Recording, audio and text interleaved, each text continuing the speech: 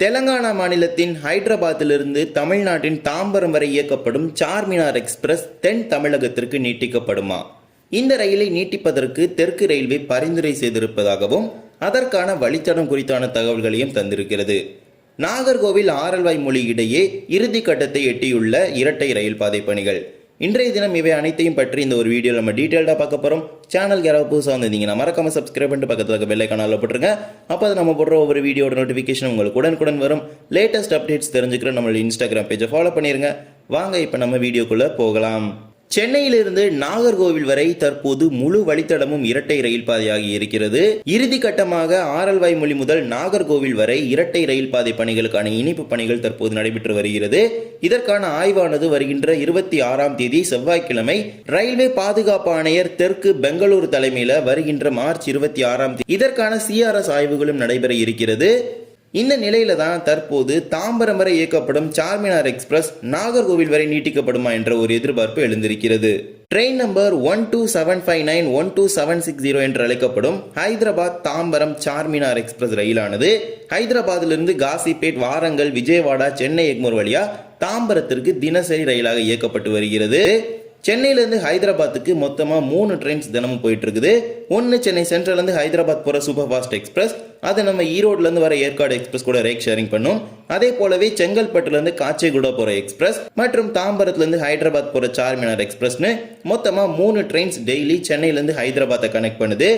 அதில் ஒன்றான காச்சேகுடா எக்ஸ்பிரஸ் பார்த்தீங்கன்னா இப்போ 4 நாட்களுக்கு மட்டும் செங்கல்பட்டுலேருந்து இயக்கப்படுது.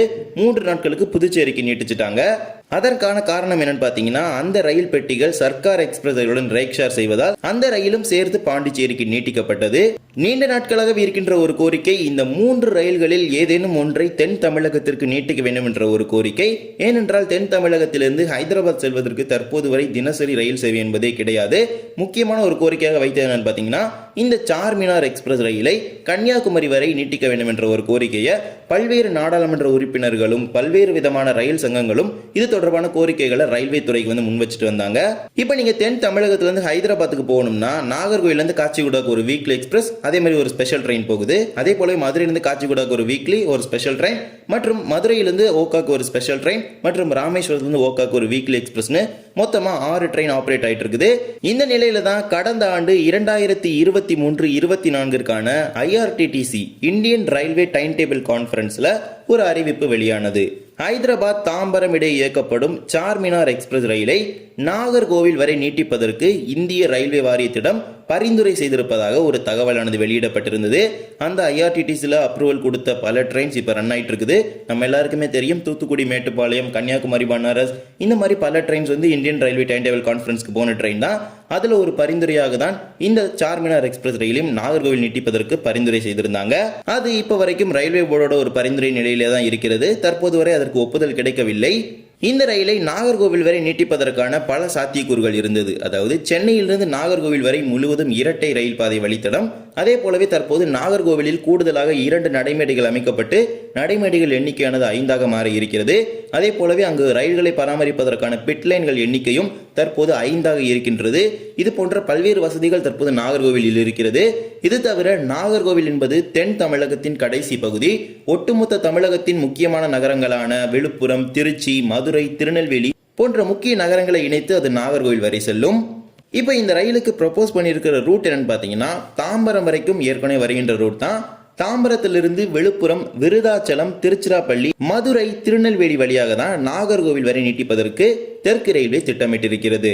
அதற்கான அறிவிப்பானது கடந்த நாடாளுமன்ற உறுப்பினர்களுடனான சந்திப்பின் போது மதுரை MP எழுப்பிய கேள்விக்கு தெற்கு ரயில்வே தந்த ஒரு பதில் தான் அது. இந்த வழித்தடத்தின் வழியாக நாங்கள் இந்த ரயிலை நாகர்கோவில் வரை நீட்டிப்பதற்கு பரிந்துரை செய்திருக்கிறோம் அப்படிங்கிற ஒரு பதில கடந்த நாடாளுமன்ற உறுப்பினர்களுடனான சந்திப்புல தெற்கு ரயில்வே பதிலாக தந்திருக்கிறது. அதாவது கார்ட் லைன் என்று அழைக்கப்படக்கூடிய இந்த நேர் வழித்தடத்தில் அந்த ரயிலானது இயக்கப்பட இருக்கிறது. அனதர் ஒன் டிமாண்ட் இருக்குது. அதாவது இந்த சார்மினார் எக்ஸ்பிரஸ் நாகர்கோவில் வரைக்கும் நீட்டிக்கப்பட இருக்கிறது. இந்த ரயிலை விழுப்புரத்திலிருந்து மயிலாடுதுறை, கும்பகோணம், தஞ்சாவூர் வழியாக திருச்சி அதன் பிறகு நாகர்கோவில் வரை இயக்க வேண்டும் என்ற ஒரு கோரிக்கையும் அந்த பகுதியில் இருக்கக்கூடிய ரயில் ஆர்வலர்களாகட்டும் மற்றும் அந்த பகுதியின் நாடாளுமன்ற உறுப்பினர்களும் தெற்கு ரயில்வே துறைக்கு முன் வச்சுட்டு தான் வராங்க. ஆனால் அதற்கு இருக்கக்கூடிய ஒரு மிகப்பெரிய சவால் என்னன்னு பார்த்தீங்கன்னா, விழுப்புரத்திலிருந்து தஞ்சாவூர் வரை ஒற்றை ரயில் பாதையாக இருக்கக்கூடிய ஒரு காரணத்தினால அது பயண நேரத்தில் கூடுதலாக 2 மணி நேரத்தை எடுத்துக்கொள்ளும் என்ற ஒரு காரணம் இருக்கிறது. மற்றும் இந்த வழித்தடத்தில் ஏதாவது கிராசிங் வந்துச்சுன்னா அந்த ட்ரெயின் வந்து ஓரம் கட்ட வேண்டியது இருக்கும். ஸோ இந்த மாதிரி பல பிரச்சனைகள் இருக்கிறது இந்த வழித்தடத்தில்.